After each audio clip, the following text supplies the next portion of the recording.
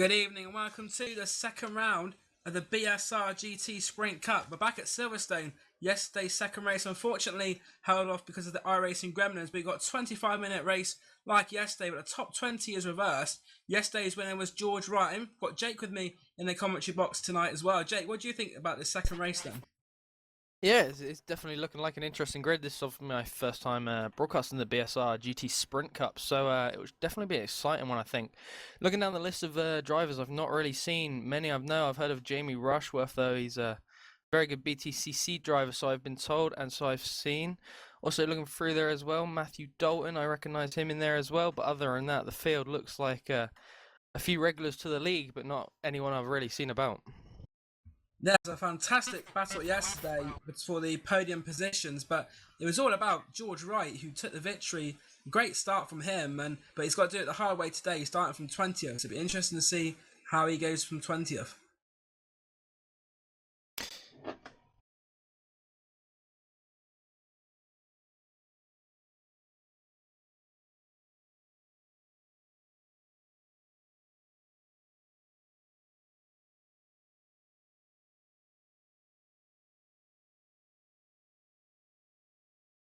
Unfortunately, it looks like we've lost Jake for now, but just waiting for the session to come up, and then I'll have the grid for you.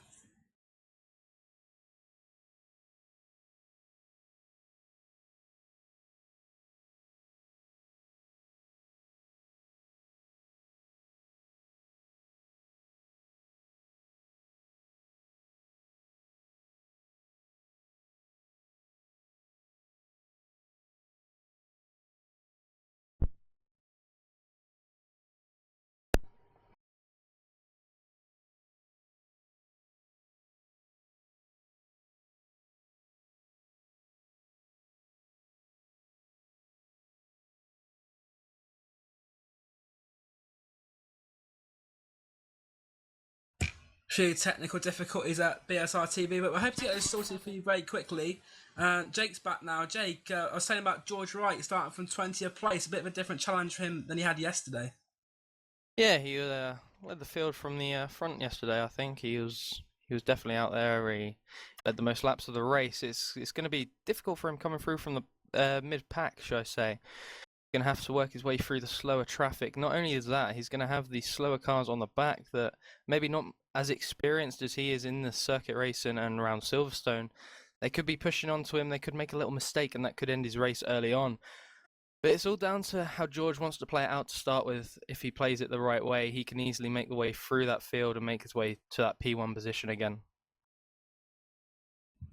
Despite the fact that George won the race, he didn't actually have the fastest lap. The fastest lap was done by the BMW Z4 of Chris Keogh, a time of 1:39.876. He was in a good battle with the car of Jamie Rushworth yesterday, a bit of contact there, and Chris Keogh is another driver who you'll be starting a bit further back down the field. But interesting to see what he does though as well. Yeah, definitely. Jamie, I mentioned earlier on, he's a very good driver. He uses his head a lot. I saw what I've seen. He doesn't like to rush into moves, and he doesn't take things quickly. He tends to take his time and hang it out, as I'd say, instead of making that rash decision. But definitely that will be another battle we'll be able to see. They rubbed paintwork yesterday. Will we be able to see them rub paintwork again in the delayed race? Something we'll have to find out soon when the session goes live.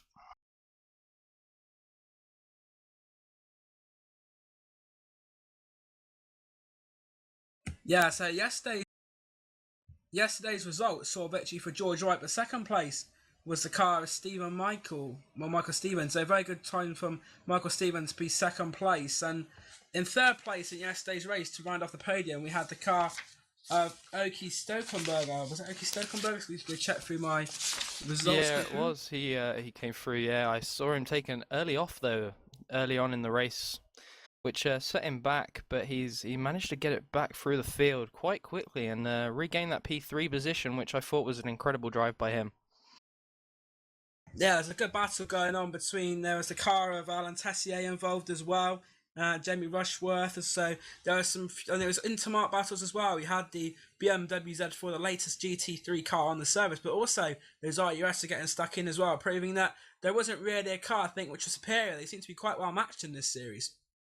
Yeah, definitely. I've done a few tests and in week 13 sessions I've tried the BMW out, and it definitely seemed a superior car really at Kota and a few other tracks like Watkins Glen. It definitely seems a lot quicker. But then again, on the other hand, you look at the shorter tracks, and I think the Rough really does have an advantage with its small, shorter horsepower car. But it's all down to the way the drivers set the car up and the way they want to drive the car. It's some cars I feel they drive better at different stages of the race, and some just don't really give me that push. But it's definitely down to the drivers and the way they want to drive, how they quick their car goes. And also, not forgetting the McLaren MP412C, the oldest of the GT3 cars in our racing. We did see some of those involved in the race yesterday, but this circuit a bit different from the normal Silverstone layout. We're racing on the historic circuit, which sees Abbey Corner, the turn from a slower left-hander to a very fast left-hander, and also the turn up the club corner as well. That is not as tight as before, so it's a lot faster track than the normal Silverstone layout. So I think that's also going to play a big part, like he did yesterday, in providing some great racing. But unfortunately, Michael Booth was taken out at that point by Willem Pina, our tail ender. So it was a very quick corner there now. So that's something else I'm going to have to watch out for. Yeah, definitely the track's not the circuit we see now at Silverstone with the Silverstone Grand Prix circuit. It is, as you mentioned, the tighter, well, the less tighter, sorry, and quicker circuit. It's definitely I'd favour this track over the old one. I definitely enjoy racing historic Lotuses around here and the historic F1 car. I definitely find it a lot better combination. But the drivers are obviously going to have to think about it through Beckett still. It's still you got that tight S's and then down obviously into Hanger Straight under tight brake and into Stowe. But the end of the race, definitely end of the track at Brooklands and Luffield. That's going to be a major passing point here. Probably the slowest point of the track. Drivers are going to be able to make their best pass, especially on the last lap, to try and come home and take that position in front of their rivals. I see we got Matt Dalton in the commentary box, a BSR TV commentator. Matt raced yesterday. Matt, what were your thoughts on the Silverstone circuit in the historic layout? Was it something that you enjoyed racing on? Yeah, I'll be honest. I prefer the historic layout to some of the other versions, to the GP one, for example, things like that. I think it's got a far faster, far more flowing nature to it, and it's certainly my favourite of the Silverstone layouts. I'm not a huge Silverstone fan, but yeah, I quite like it. We saw the three different cars racing as well, Matt. Were you racing amongst all different marks, or did you tend to see that there was one which was maybe a bit faster than the others? No, I think it's pretty much a jumble. I was having some good battles with a couple of guys at the end of the race yesterday who were in Porsches and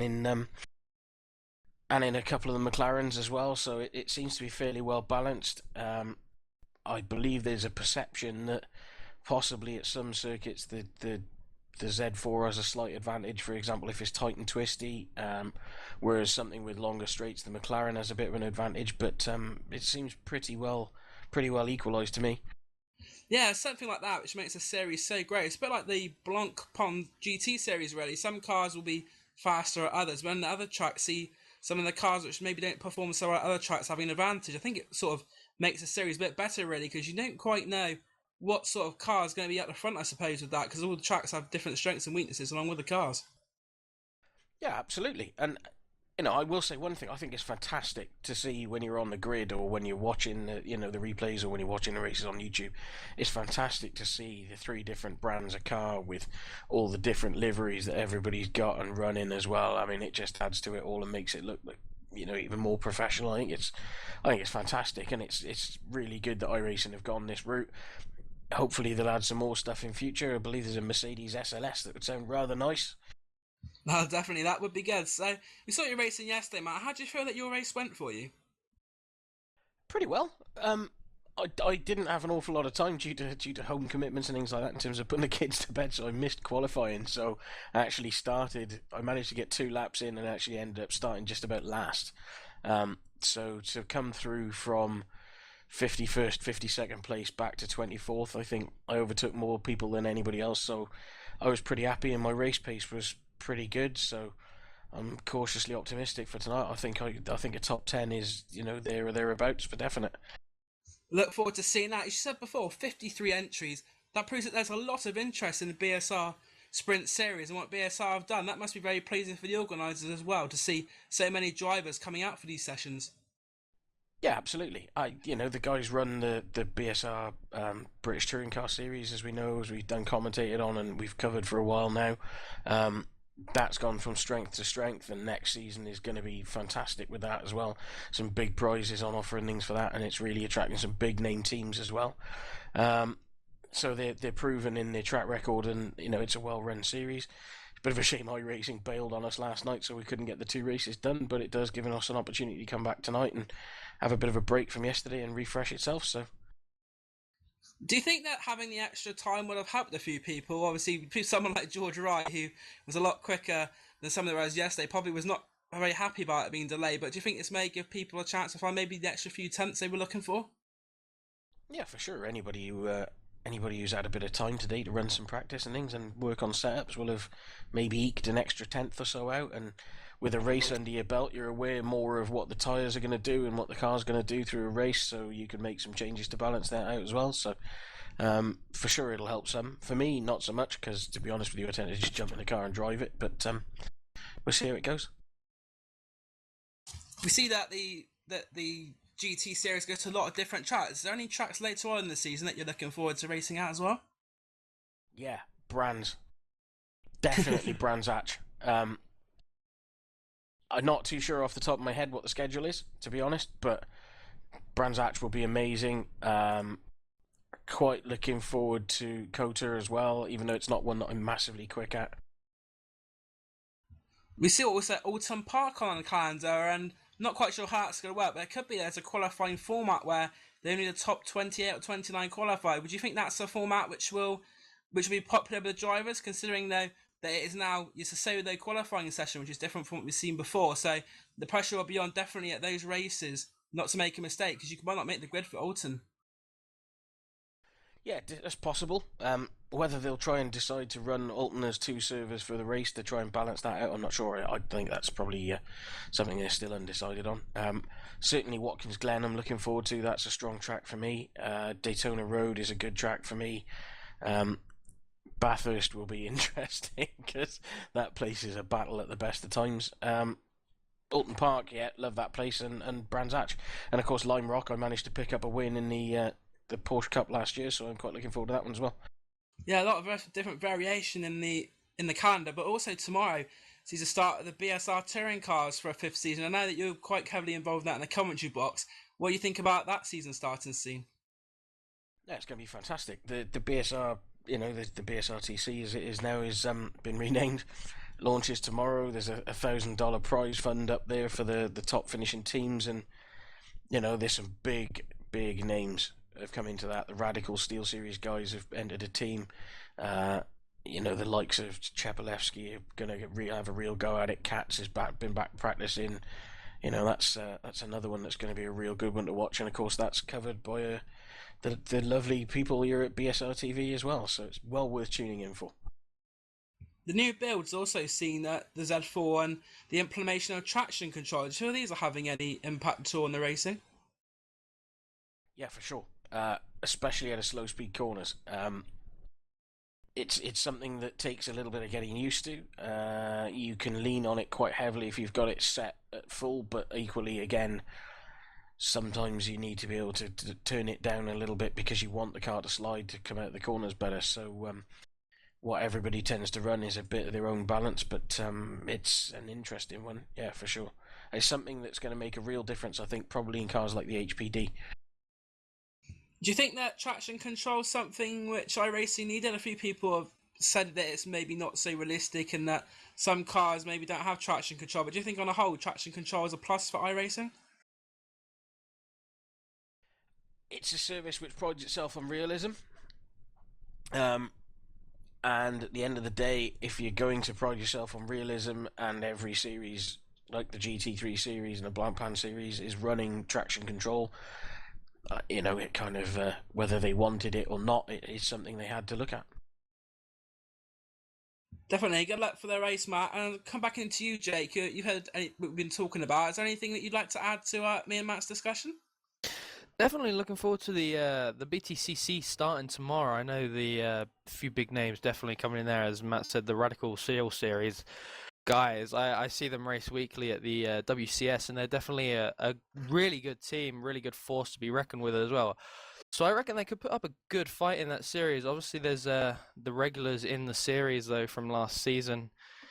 So it's definitely going to be a good series to watch, and I think the only place you're going to be able to watch it is here, right here on BSR TV.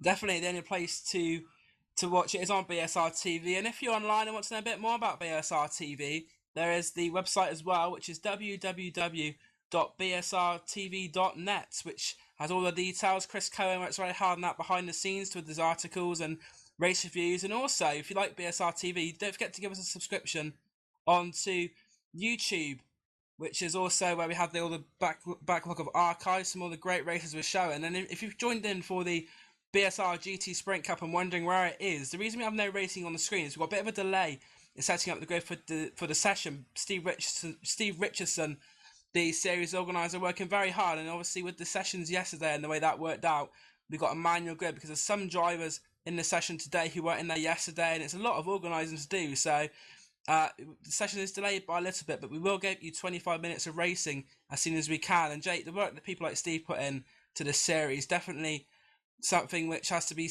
pointed out as well. A lot of effort goes into organise these series. Yeah, definitely. It's something the viewers don't really get to see. They don't see the people behind the scenes. Obviously, Chris, Steve, Laura, obviously on the cameras. They're all putting the effort in here, taking time out of their own schedule to do this for people that enjoy the racing and want to see and want to watch brilliant racing on probably the best simulator possible and available to us at the moment. But definitely Steve, he's put a lot of hard work in this season. I know definitely with the touring car cup, he's got a lot of sponsors in for that. He's also worked hard on this GT Cup at the moment. And Chris, he showed me earlier some of the videos he's got coming up for BSR TV, and to say frankly, they look absolutely amazing. Very professional, everything. So there's only one thing to say really, and that is cheers and thanks to them all. Yeah, thank you to everyone behind the scenes, including Chris and Laura and everyone, Matt, everyone at BSR TV who lets us stream this as well, because we have just as much fun covering it as we do watching it. And also something that Jake's been covering is the World Championship Series. You've seen people like Blake Townend, who's going to be involved in the BSR touring cars. What's that like for you, commentating on that series? Yeah, definitely. Well, I've only just come back from really a break of commentating. I used to commentate LFS and previous games before that, and I jumped in the deep end really with Will Vincent and gone to the WCS series, and it's incredible. It's the professionalism in there is. It's like you're at a real racetrack, really. You're sitting in the commentary box. Everything is so professional. You're so on key and on time and everything. And the best bit about it is you get to commentate the best series on iRacing as well. You get to see it live and up front before anyone else, and you sort of tingle inside when you commentate on it, because you know that there's so many people that want to be at this level and want to be commentating on this race, but you're there, you're actually doing it, and yeah, it's something different. I'll tell you that. Yeah, I know myself from personal experience. I've done a lot of commentating with Will Vincent on Glacier TV and a bit of WBCS myself, and it really is a really good series to cover. As you say, it is basically the equivalent of the FIA Formula One World Championship on iRacing. It's where everyone wants to be. It's where all the glory is, where all the prizes are, really.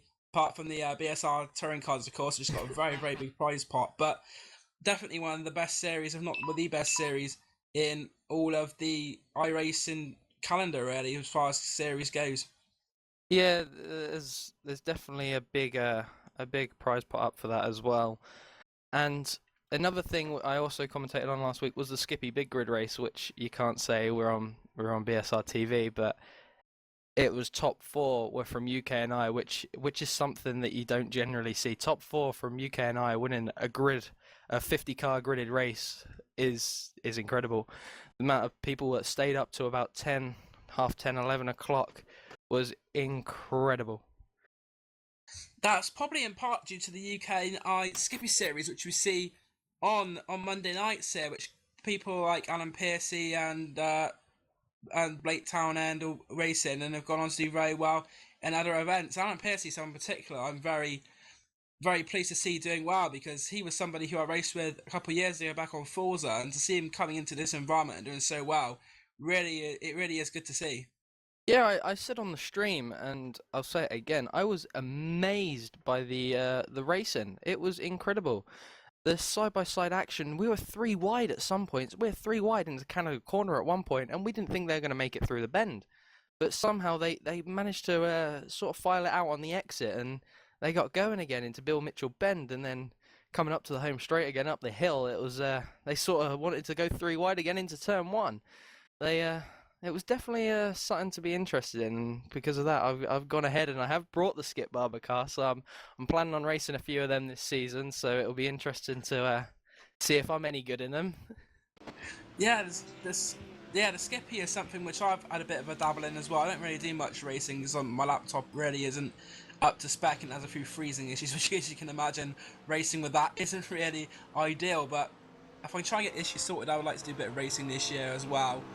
But as you can see, the session will be up very, very shortly. I've had word from Laura in my ear that the session is now up, so we'll try and get that to you ASAP and get you a grid as well.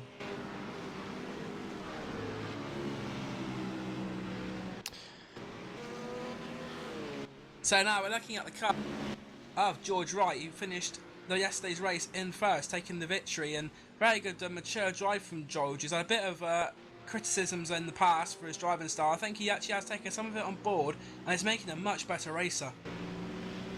Yeah, definitely, George. He's got to start thinking a bit more with his head, I think, but he's definitely going to progress as he starts racing this cup more, racing the cup, and also just racing generally in iRacing. Especially with some good drivers in this series as well, and I think that if George can prove himself in things like this, and his iRating is going up very quickly, that he may, if he's interested in doing it, may at some point in the next year or two be up to trying to qualify for the Pro Series. I think George is a driver who, if he can sort out the little issues he has, could be a very, very quick iRacer. Yeah, I know people talk about drivers trying to run for the Pro Series, and people just laugh at them and say, yeah, you're never gonna make it. But the thing I say to people when they say to me, I want to go into the Pro Series, I just say, well, try your hardest. You know, there's nothing you can't do if you don't try. You have to try and try and try. If you don't make it the first time, you just keep trying again. Obviously, they've changed the format for qualifying for the Pro Series this season. They've changed it so Season 1 and 2, the top 15 from the F1 GP series go through to the Road Warrior series, and then obviously they fight it out for the top, I think it's top 10 or top 15. They get their Pro World Championship license, and the rest of the drivers all lose. Well, so I say that the other 15 drivers at the bottom of the championship lose their Pro license. So yeah, drivers definitely need to try hard if they want to try and get into that Pro Series. Yeah, we have a grid now as well for you all, and on pole position we have Chris Taylor Jr. Alongside him on the front row is Nick McCarron. In the second row you see Mark Warmington and Cyril Thomas. Row 3 is Tian Dammers and Linus Brustrom. On the fourth row is William Barnard and Juan Jose Sanchez. The fifth row you see Sylvain Pomerad and Jon Onkala Jui. Then on row 6 we have Nicholas Pomerad and Alan Tessier. 13th place is Jamie Rushworth, and 14th is Oki Stokenberger. 15th is Michael Stevens. 16th is George Wright. So there's 4 drivers from yesterday who haven't showed up, unfortunately, from yesterday. George Wright in 16th, making it a little bit easier for him. 17th is Robert Tings. 18th is Benjamin Gregory. 19th is Matthew Dalton, who we spoke to earlier. He'll be looking to try and get up from that position. And running out the top 20 is David Baker. And do you want to go through the rest of the grid now, Jake? Yeah, on next we have Chris Atherton and Ken Bracey, slowly followed by Daniel Osterlin and Willie Watt. Ellis Stephan then rounds out the back there. That's not where I'd like to see him back there. Then we have Vilitalo. I'm not even going to try pronouncing that last name. We then have Aaron Gearing, then Jean Christopher Goddard. Steve Richardson, the host, is then next row, along with Steve Hereford. We then have Matt Maloney and Carlos Foss, followed by Sean Godden and Michael Booth. That is then your top 35, followed by Ruben Valesco, William Pinar, Duncan Reed, Denny Lawrence, Colin Steele, Jason Perry, Ashley Sutton, Robert Burton, Andy Schell, Stefan Garamog, Jaron Kaiser, Arthur Chan, and William Botha. That is your full 47-car grid. Another good showing here today, Dan, for the Porsche, for the GT Super Cup, should I say? Yeah, very good start for the GT Super Cup, and the cars are just on their warming up lap now, coming down the hangar straight. And it was at this point in the first race where George Wright had managed to build up quite a lead. And also another driver which might be worth keeping an eye out is Ashley Sutton. Ashley Sutton is a real life racing driver. He races in the Formula 4 Championship, and I believe he's just switched teams for this weekend. So if you're in the UK, you'll be able to watch Ashley Sutton in action on ITV4. But he's having a bit of a warm up today in the GT series, and the car's now coming round Stowe Corner, and we'll see the first of the corners, which is different from the normal Grand Prix layout, which is the club corner. As they come down the Vale now, you'll see that instead of breaking down and going to the left-hander, it's much more open. And as we said before, Jake, this means that there could be an overtaking opportunity or two coming out of club and onto the straight. Yeah, definitely. If they've got the run coming out of I think it's Stowe. Yeah, coming out of Stowe and then into club, they're definitely going to then be able to make that move up the inside, and hopefully they can hold it. And then coming round, I'm going to get this wrong. Coming into Abbey, sorry, should I say? Coming into Abbey, they're then going to have to be under braking there to try and get the pass. Yeah, we talk about Abbey, and this is the point in yesterday's race where the Michael Booth and William Pinar cars came together, unfortunately, and this is another quick left-hander which takes you down towards Bridge and into that final section of Priory, Brooklands and Luffield, as we spoke about. Now the pace car's coming under that bridge, and this is part of the circuit which is now not currently utilised, but Silverstone in general has seen a lot of changes since 2010 with the arena layout, which hopefully we'll see on iRacing in the near future, hopefully, to update the track. But as the cars now come round into that section of Priory, Brooklands and Luffield, you can see there's the mix of cars as well at the front. We got the roof, and we've also got a some BMWs as well. So it's not just one car, and we got Chris Taylor Jr. on pole position alongside Nick McCarron. It'd be interesting to see what happens at the start. We saw what George Wright did with it yesterday. Well, Chris Taylor, he's trying to get a very good start. He's trying to beat the pace car, I think, a little bit, but he's very keen to get us going. And the green flag goes now, and Chris Taylor and Nick McCarron and us, who have the run, are going into the first corner. And it'll be interesting to see if they all get through safely. The first couple have got through, which is good to see. And is anything going on further back, Jake? No, I'm still looking through. They seem to all be through there, filing through very nicely. There seems to be nothing happening. Oh, we have a spinner back there. Don't know who that was. I just saw that in the background footage there. I think that could have been Duncan Reed there spinning, taking a spin to the inside. No, we'll have to get confirmation on who that was. And there's also, I see a big pile up as they were going through the chapel as well, just coming out of Beckett. Now that was in probably about 10th, 15th position, because now the field has split. It'd be interesting to see what's happened to George Wright as well. Has George Wright been able to avoid all the carnage? Yeah, George Wright there. I think could have been. No, he's not actually. He's still sitting far back. He's not managed to make his way through that far, but he's definitely been able to avoid the carnage, and he's still racing, still going around the track. But definitely looking forward to the front here. Chris Taylor, he made a brilliant start there down into Corpse. He seemed to be jumping before the George Wright is in 12th position at the moment, but Chris Taylor Chris Taylor's gone a bit wide now, I think, going into Bridge, and that will give the BMW Nick McCarron the chance to catch him up. And as we see, that was a very bad corner, and McCarron maybe could try it down into Brook, because I don't think he's quite close enough. But what this will do is bring the field a lot closer. In a couple of laps' time, we'll start to see the drivers who was further back coming into the race as well, to make it a bit more interesting if we needed it so. But it looks like Chris Taylor is going to lead this first lap, and with it, he'll get 5 bonus points as well for leading a lap. Yeah, there's that 5 bonus points as well for everyone that leads a lap in this race. It's definitely something that's going to play on the championship as we go through the season. You see everyone make it way through Corpse again. It seems to be all filing out wide. We have a car run wide there though. He managed to rejoin. Oh, nearly being collected there. Looks like the race is definitely hotting up back in the middle pack. And the battle's also hotting up for 4th position, because Linus Brustum and Tien Dames are right close together, and you've got Mark Wilmington as well wanting to be a part of that battle for 4th place. And then behind them you have cars coming too wide So it'll be interesting to see what happens with them guys as they come down the Hanger Straight and go down towards Stowe Corner. Yeah, definitely. Just watching George right now. He's got the Promenade brothers in front of him. He's managed it. He's holding it on the outside there. George Wright is Brilliant also move. in that battle. Brilliant move around the outside there. Brilliant move there as well, but George Wright has already overtaken 2 of the cars there, which were in front of him. And now he's got the, I think it's the Pomerade, one of the Pomerade brothers in front of him there. And George Wright now, as they come down towards the long corner at Abbey, we're hoping to try and set up something, I think, in the complex. Yeah, definitely. Just to go through your retirees, though, from the start of this race, we already see Oki Stokenberger finished 3rd yesterday. He's already out of this one, though.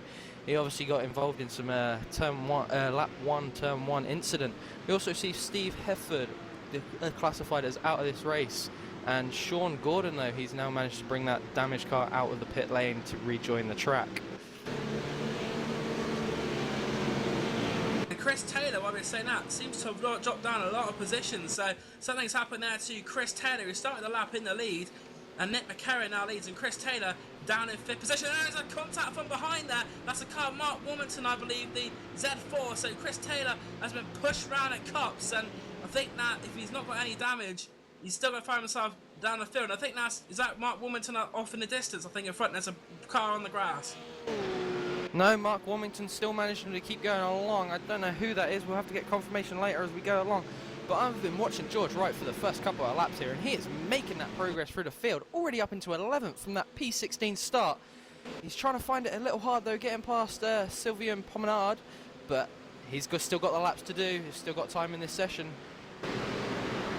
And there we go at Stowe, having a little look on the inside there was George, and as you said before, he's going to show a lot different racing than he did yesterday. Yesterday he was about controlling it from the front, but this time he's having to show how he could do it from further back. But I think with George, as we know, that won't be a problem for him, but it's just a case of how he channels it. Yeah, definitely, as we had a car off there. I think that was in... don't know where that was, actually, but we had a car off. I think it was Willie Watt there, just getting it a little wrong up the inside of someone and turning himself around. He's managed to get that car re-going again and back onto the racing service. And there's spinners in front of George Wright, and he nearly gets caught up in it. That's a big accident there down into Brooklands, but George Wright's gone 3 wide and has managed to come out on top. And one of his cars was Alain Tessier, and I think the other one is the car of John Ancora Jagri. So fantastic racing from George Wright, but unfortunately, as the cars came into Priory, we saw an incident. Yeah, definitely. The race is definitely starting to hot up now as drivers find themselves just passing the 5-minute mark. Still 20 minutes of this race left to run. George Wright, though, up into 5th. He is the man of the moment at the moment. Nick McCarano out in front. He's leading the way strong. Siri Thomas, though, he's still on his tail. The top 3, there's only 0.6 seconds dividing the top 3 in this race so far, Dan. Yeah, it seems like this top 3 managed to make a bit of a breakaway. You've got Nick McCarron, Cyril Thomas and Linus Brushdom, but Linus Brushdom is then putting Cyril Thomas under a lot of pressure as they come down to Stowe Corner. Brushdom takes the inside. It's worth noting that Brushdom has an injury which is bearing through at the moment, but this should be a bit more sweeter now. He's in 2nd position, so the arm and hand injury he has not affecting him too badly. Into 2nd place is Linus Brushdom, and his next target is Nick McCarron, and we have William Byron in 4th, and then George Wright, as you said, in 5th position. But as I look back, is George Wright actually in 4th? Yeah, I don't know. I've not been watching that battle bit right now, but we saw a bit of contact between Robert Burton and Ruben Valesco at the back there going into Abbey. He's missed the braking point and got that very wrong. But man of the moment as well at the moment, Matthew Dalton started all the way back in 19th. We're talking to him before the race saying that he liked the track, but it weren't going to be his favourite, but he was hoping for a top 10. And he's definitely on for a top 10 at the moment. Yeah, Matthew Dalton in 9th position, we're very happy with that, and George Wright in fact has gone up to 4th place. William Barnard has lost a few places, but at the front it's Linus Brushdom who's putting Nick McCarron under all sorts of pressure to start the 5th lap. In yesterday's race, George Wright managed to get 15 laps in, so if that's the sort of thing we're looking at, but Brushdom round the outside of Cops, it's not a move which you tend to see very often, but I think it's a bit of a slow momentum coming out. That's going to allow Cyril Thomas a chance to catch up, but George Wright is 3.6 behind the leader, so it'll be interesting to see if George Wright is going to be able to catch up, and I think it's just a matter of when and not if, because George Wright was very quick yesterday, though he goes very, very that the track limits there at Beckett's must have been very close to it. See them, but Brushdom on the grass on his pursuit of Nick McCarron, but Brusdom's going to have the inside going into Stowe Corner, so it'll be interesting to see if the Movie Go driver will be able to get past Nick McCarron. I think he probably will to. McCarron tries to go down him a little bit of pressure there, but at the moment Nick McCarron is going to have the inside line going into Club though, which is going to be interesting to see how that works out. I think McCarron will try and keep the lead. Of course he'll try and keep it, but the car of Brushdom on the inside is going to try and make hard work of it. And Cyril Thomas in third, and look at this already. George Wright has had a fantastic lap, and I think he's going to be on the back of these three by the end of lap 5. Yeah, definitely George Wright. It'll be interesting to see how this gap's come down over this lap. At the start of this lap, it was 3.6 seconds he was back from Nick McCarron, and he's now on the back of Thomas and the lead 3. As we see Brostrom there making that pass, and Wright gets it completely wrong. He gets it completely wrong there in Brooklands. What happened there then? I think he's just He's got a lot of work to do now, but the lead has changed. Linus Brostrom has overtaken Nick McCarron, so we'll have another race leader in this race. It'll be Linus Brostrom for Movie Go Racing. Nick McCarron's in second place. Cyril Thomas is third, and with the demise of George Wright, well, not the demise, he's further down the order now. That's going to elevate John and Carla Jugrian to fourth place. William Bernard's in fifth. We've got Alan Tessier in 6th, Sylvain Pomerade in 7th, George Wright has recovered to 8th, so it's not all lost for George there. Carlos Foss in 9th, John Christophe Goddard's 10th, and Matthew Dalton has dropped down to 11th. And John Christophe Goddard was a driver who was quite near the front in the first race yesterday until he came across problems which saw him drop down. He came back up again, but then on the last lap he suffered another issue which saw him retire from the race. So John Christophe Goddard is another one who maybe was a bit out of position at the start. Interesting to see how he can go through the field, but they're behind these leading 4. Tessier and Pomerade are too wide, I think, coming down the straight. Yeah, Matthew Dalton, he seems to have lost a few positions. Spun. Alan Tessier is... Yeah, Tessier spun, and there's a car that's hit him as well, going into Stowe Corner as well. So Alan Tessier, one of the front runners, got it wrong at Stowe, and none of the other cars has hit him, unfortunately, but that's going to break the field up a bit more. Yeah, definitely. As I was saying a minute ago, though, Matthew Dalton, he seems to have lost a few positions on that last few laps. Don't know what happened to him, whether he's run wide or the car's just not handling as well as he wants. He's outside of that top 10 position now. But George Wright doing very well there to recover from that spin in the last lap on Brooklands.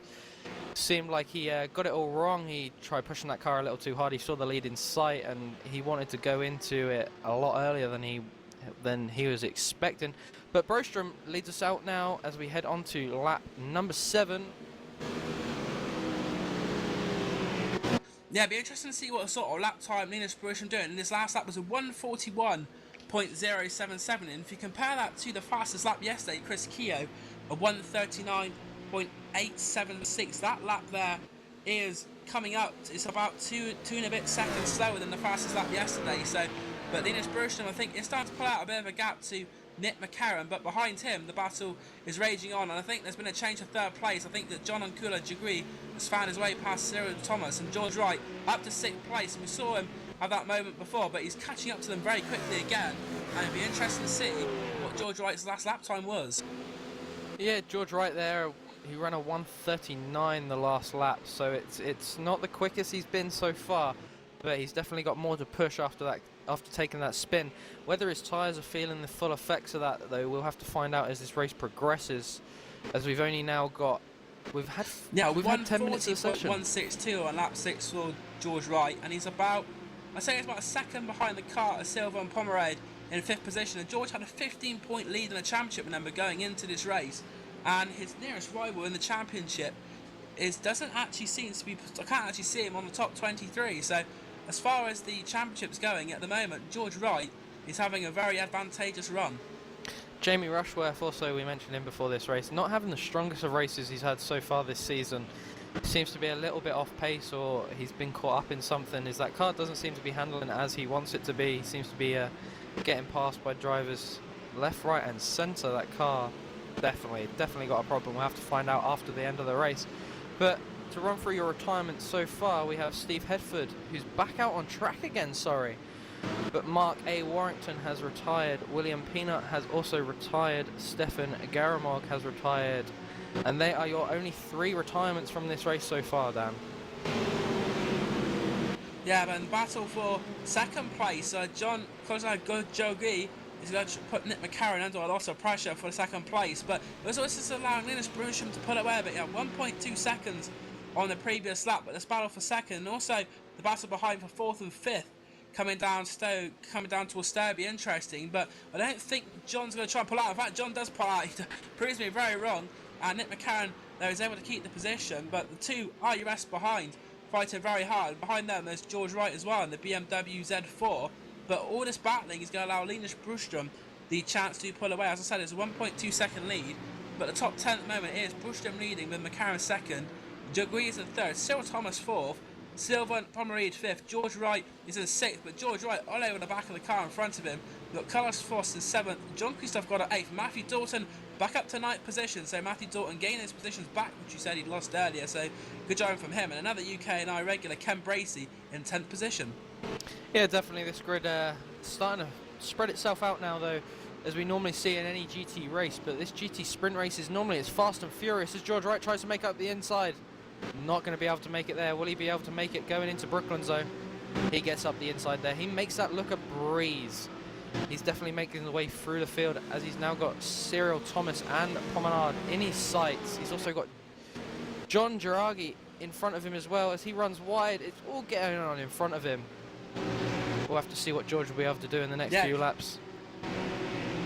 Yeah, George's last lap was a 140.412, so George has definitely got the pace, and the BMW in front was lines a bit compromised there, and that's going to allow them, the cars behind him, to catch up with us a bit. I think George maybe had to put the brakes on to not go in the back of the car of Silver and Pomerade there, but behind him Cyril Thomas, who was running in the top three. So Cyril Thomas has dropped down into sixth position, but Linus Brostrom in the lead. And now for second place, this again between Giancarlo Jogui and Nick McCarron going into Stowe. But I think this time, if he can get the inside line, Jogui could have a very good chance going into Club Corner.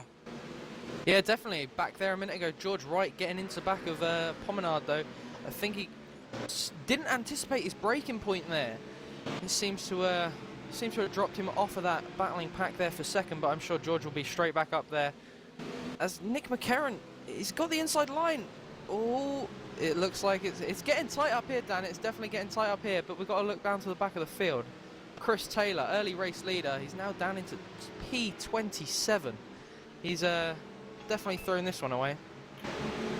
Yeah, it's all about George Wright. He's already overtaken the car of Sylvain Pomerade coming into bridge. It was a good move from George on the inside, so that's put him up into fourth position. And John Jagui did actually get past Nick McCarron into second place, but I think it's only a matter of time before George Wright is giving Nick McCarron things to think about. And George Wright really does seem to have the pace, but at the moment Linus Brustrom is the man in front and leads now up to 2.6 seconds. So all this battling is allowing Linus to get through, but George Wright on the outside of Nick McCarron going into Cots, but behind him he's got Sylvain Pomerade, Sylvain Thomas, and also I said before about John Christoph Goddard. He's also in the mix, but George goes side by side into the complex there. Wisely backs out, but that's caused the car of Nick McCarron to lose a bit of momentum, and George Wright actually has the inside line coming through Beckett's into Chapel, but this is great battling for the bottom places in the top five, Jake. Yeah, definitely a P2 position fight here going on. It's absolutely incredible so far. George spun out earlier on in the race, remember, but he's coming back through. He gets him under braking up the inside there. Drifts out wide though. They're rubbing paint. They both managed to hold it, and George goes by. George up into the P3 position. Fantastic move there from George Wright, but behind they're still too wide. That's the car of John Christoph Goddard. I think in the number 28, yes, it's John Christoph Goddard. But as we said before, Linus Brustrom's gap is 2.6, but you've got to think that we've had 15 minutes of this race, so if George Wright is going to do anything about the cars in front of him, he's got to be pretty quick because he's got 10 minutes to do so. But it'd be interesting to see what happens there. But Nick McCarron under pressure from Sylvain Pomerade, and he's going to go wide as Nick McCarron, and that's going to allow the chance for the roofs to go past, which he does, so that's a position gained. And there's a bit of a Constantino there bashing in front, and there's a contact there as well. We saw contact, that's Cyril Thomas going around, I believe. Yeah, Cyril Thomas there, and not Jean Goddard. I don't know who the other car was that went round with him, but definitely that was a move there, all created by George Wright. Carlos Foss is the other car. Carlos Foss, who was racing with them, and now they've lost a lot of positions. Matthew Dalton, however, up to 7th position, so the BSR TV commentator in 7th position, he's going to be delighted with this one. Yeah, definitely. Matt was saying at the earlier stages of the race, before the race actually, he was saying he'd be happy with that top 10. He's definitely drove an outstanding race so far. Same as George Wright, brilliant race. Come from that P16 position, he got all the way into P2, and then he took that spin in Brooklyn, so he had to work that positions back up from P8, but he's definitely put a race on here as he's now on the back of John Jiragi. Yeah, he's caught up very quickly to that BMW, the number 11 now of John Jiragi.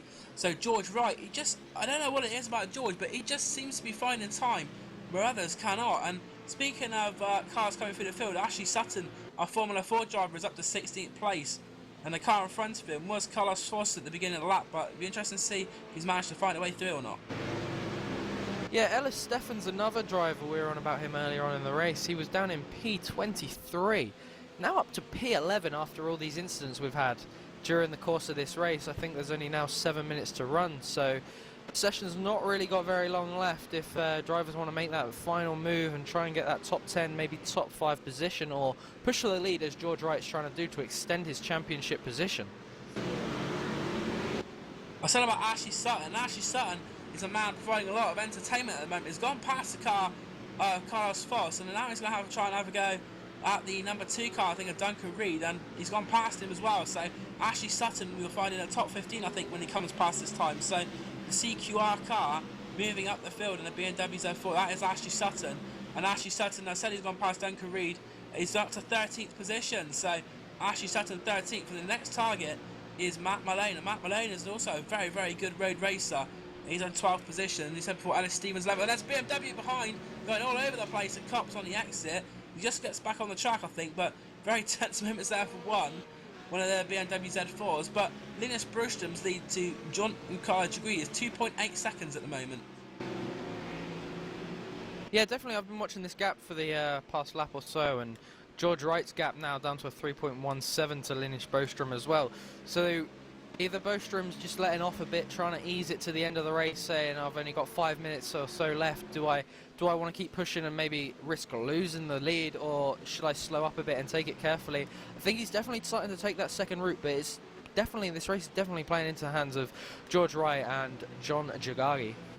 And George Wright has just taken second place. We saw that move before coming into Bridge, and he's done it again. The George Wright's last lap time was a 1:39.895. That's just 20 thousandths slower than the fastest lap yesterday from Chris Keogh. So George Wright is a man on a mission. A 1:39.8 on lap number 11. We're now on laps coming to start lap number 13. There are 15 laps in yesterday's race. So I make that. We've got about 2-3 laps to go. We're coming up to the closing stages of this race, and George Wright has 2.6 seconds to find if he's going to deny the Movigo Racing driver Linus Bostrom of a first win in the BSR GT Sprint Cup. Behind these, though, you've got Sylvain is in 4th position, Nick McCarron's in 5th, John Christophe Goddard 6th, Matthew Dalton is 7th, 8th is Ruben Velasco. We saw Alain Tessier earlier on have a bit of an off, and he's in 9th position, so Alain Tessier back up to 9th. Ken Bracey 10th, Alex Stevens is 11th. Yeah, this is race is definitely hotted up as we've gone on through the session. Only now 4 minutes to run, so that's probably enough time for drivers to get about 2, maybe 3 laps in. But George Wright, man on the mission. 2.6 seconds that gap is now down to. Whether he'll be able to do that in 2 laps, we'll have to find out. But Matthew Dalton, he's all over the back of this pack now for top 5. He'll be extremely happy if he can get into that top 5 positions, maybe even a podium, if he can take that off of Sylvain Promenade and John Jiragi. Yeah, Matthew Dalton there on the back of the car in front. Is that Jiragi in front of him? Jiragi's dropped down a lot of positions if that is him, because he was in 3rd place. No, it's Ruben Velasco. So, yeah, Ruben Velasco. So Ruben Velasco has gone past Matthew Dalton, and Matthew Dalton avoiding a spinning RUF there, which went round going down into Priory. That was a very close escape there from Matthew Dalton. I'll quickly have a look and see who that spinner was. Yeah, he was very, very lucky there. That was Jean-Christopher Goddard. He got it a little loose on the exit there. Maybe clipped the grass and sent him spinning. But Matthew Dalton, great evasive action there to avoid it. He's now moved up. I think that'll put him into P5, maybe P6 position No, that puts him back into... No, P7, sorry, I will stand corrected. But here we go, we're going to see Ellis Stephens make a big gain now up in through the field due to that incident. Now into P9 position from P13 as Jean Goddard. Ellis Stephens there get collected into turn 1 by Ken Bracey. We've seen it all happen now with just about 3 minutes left of the session to run. That's probably enough for another lap for Broström.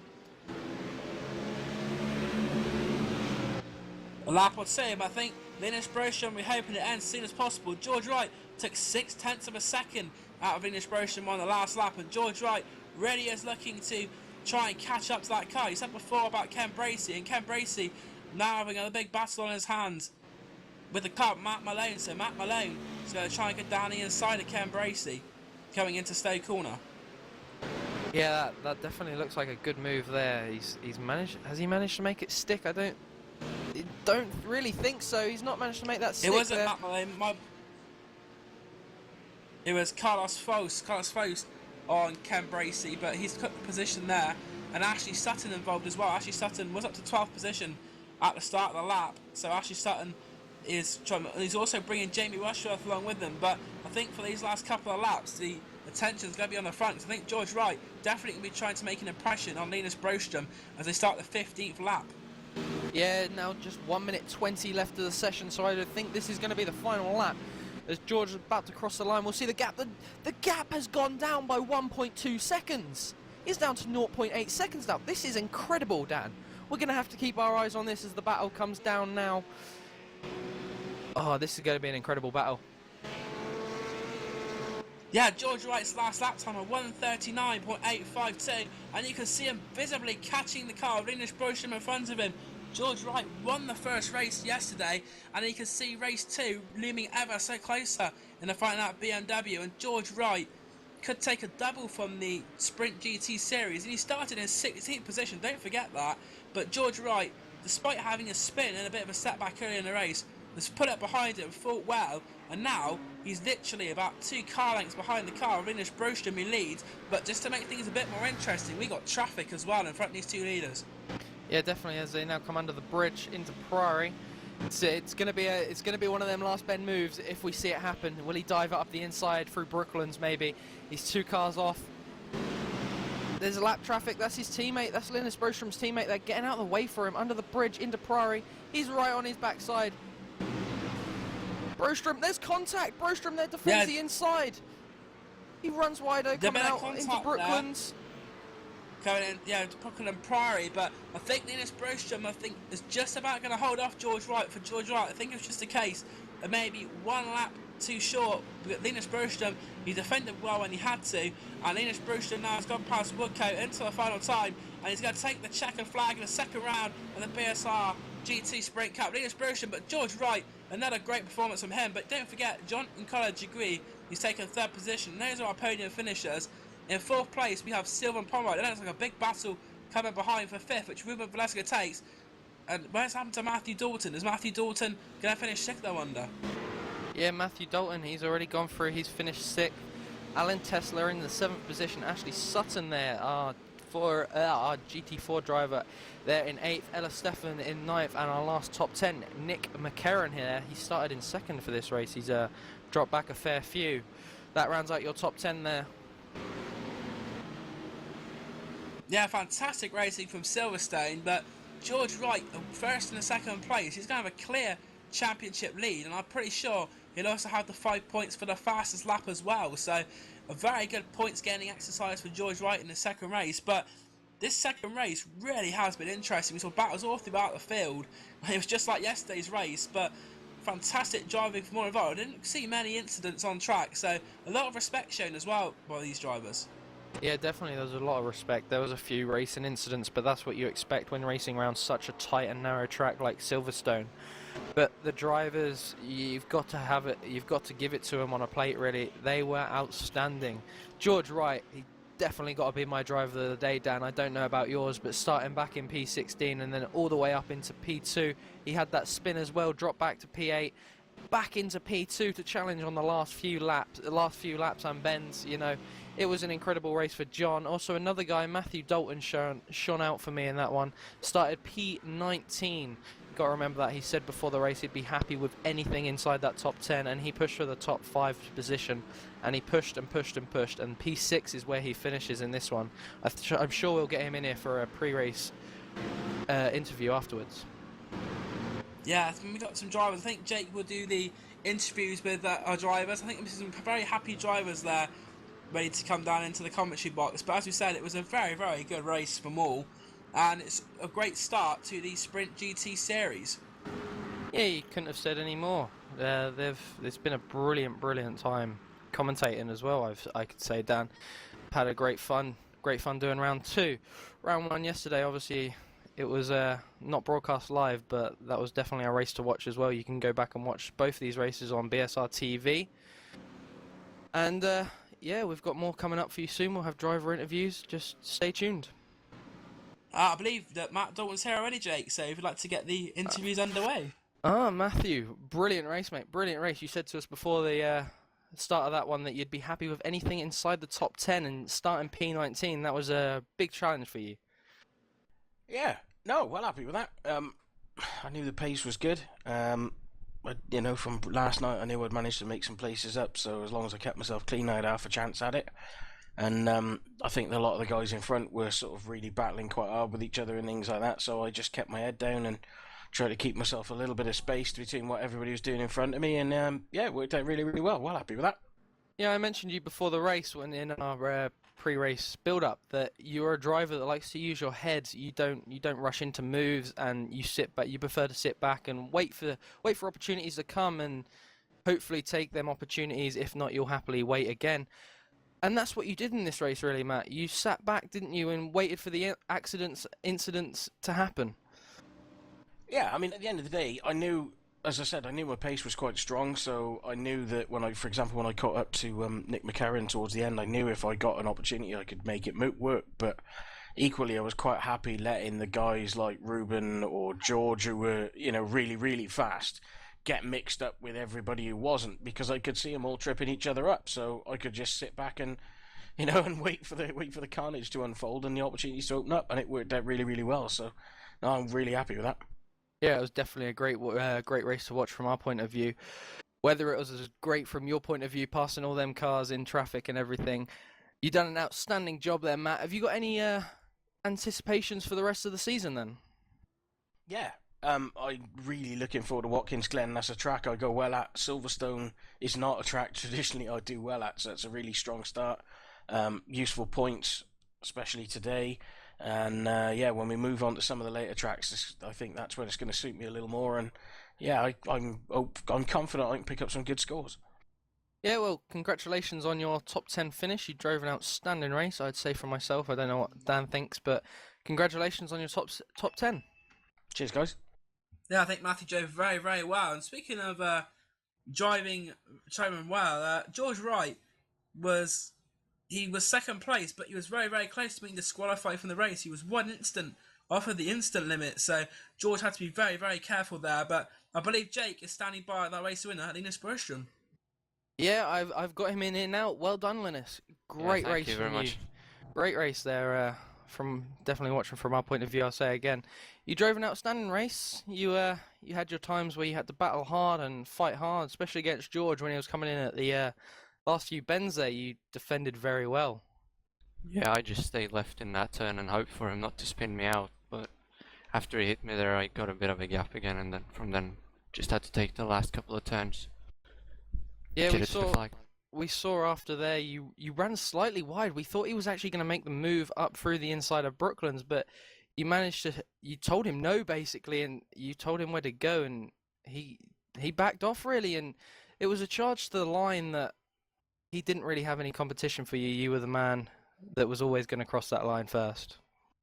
Yeah, off that last turn I was taking it very easy, and for a minute there I thought I took it too easy, but the line is fortunately very early in this straight, so no doubt when we approached it that I was going to make it.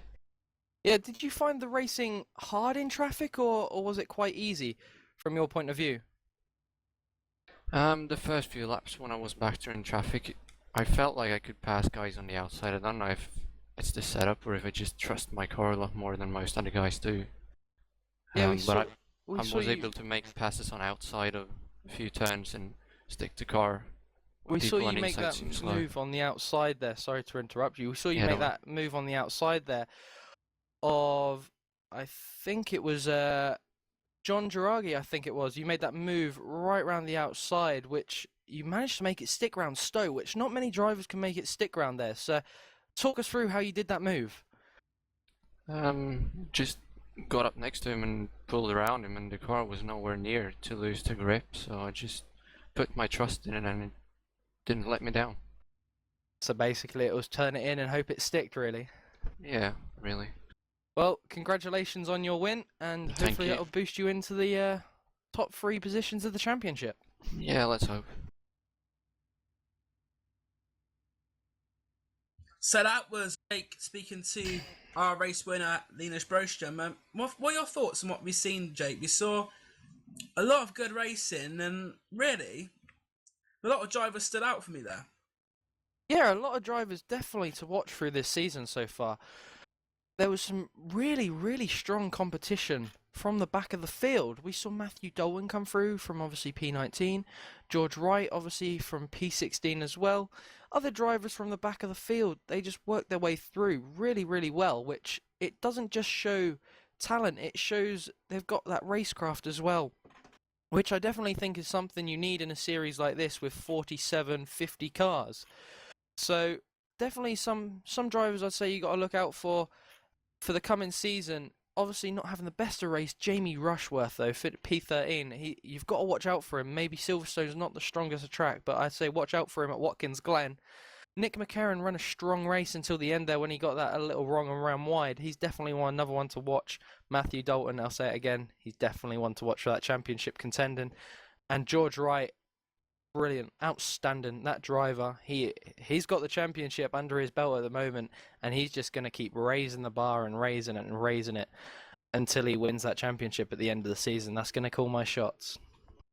Yeah, very good drive from George. But before we go offline and off air, I'm going to give you a rundown of the top 25 of this race. With Linus Broström won, with second place George Wright, third, as you say, John and Carlo Degree, fourth was Sylvain Pomerade, fifth Ruben Velasco, a great drive from Matthew Dalton, sixth position, seventh was Alain Tessier, eighth is Formula Ford driver Ashley Sutton, ninth was Ellis Stevens, 10th was Nick McCarron, and running out the cars in the top dozen, 11th is Carlos Foss, and 12th Matt Malone. And Matt Malone after the race, a bit angry, I think, in chat, asked people nicely not to hit him. So I think a bit of contact from Matt Malone during the course of that race. 13th was Jamie Rushworth, as we said before, maybe a bit disappointing there for Jamie. 14th was Ken Bracey. 15th, Duncan Reed. 16th, Jerome Keyser. 17th is Michael Stephen, and Michael Stephen came second in yesterday's race. So Michael, somebody else who maybe didn't reach their full potential today. And the similar with Michael Booth, who finished 18th. He was running well yesterday until he had a collision with Willem Pienaar, but only 18th today. 19th was Nicholas Pomerade, and running out of top 20 was Robert Burton. 21st was Arthur Chan. 22nd, Willem Botha. 23rd was Cyril Thomas, who we saw earlier racing at the front. So Cyril Thomas dropped down the field like a stone from near the front to mid-pack. 24th was Jason Perry, and running out the top 25 in that race was Willem Barnard. So we've seen a lot of good racing here at Silverstone on a historical layout. And the next time these cars are out on track, it'll be at the full circuit of Watkins Glen. So that'll be something very, very interesting to watch at Watkins Glen, to see if George Wright is able to carry on where he left off, or if anyone's going to be able to challenge him. It's been good to commentate on this. And any final thoughts to you, Jake? I'd like just congratulations to obviously Linus Broström for the win. He drove an outstanding race. George Wright and all the guys on the podium and in the top 5. Definitely a season to look forward to with the racing we've seen here this week at Silverstone. A driver not having the best time at Silverstone today was Oki Stokenberger. He got it all wrong in this race. He got taken out on turn 1, which put his antics and his race strategy to bed. But this season, it's going to be something you're going to have to watch, and you're going to have to watch it here and here only on BSR TV. And that is all, ladies and gentlemen. Yeah, thank you very much, Jake, for your help tonight. And also thank you to our director, Laura Bond, and people at BSR TV, Chris Cohen, and organiser Steve Richardson. We've seen some fantastic racing today at Silverstone, just like we saw yesterday. So to wrap up, it's goodbye from now, and thank you for watching BSR TV's coverage of the BSR GT Sprint Cup. We'll see you next time.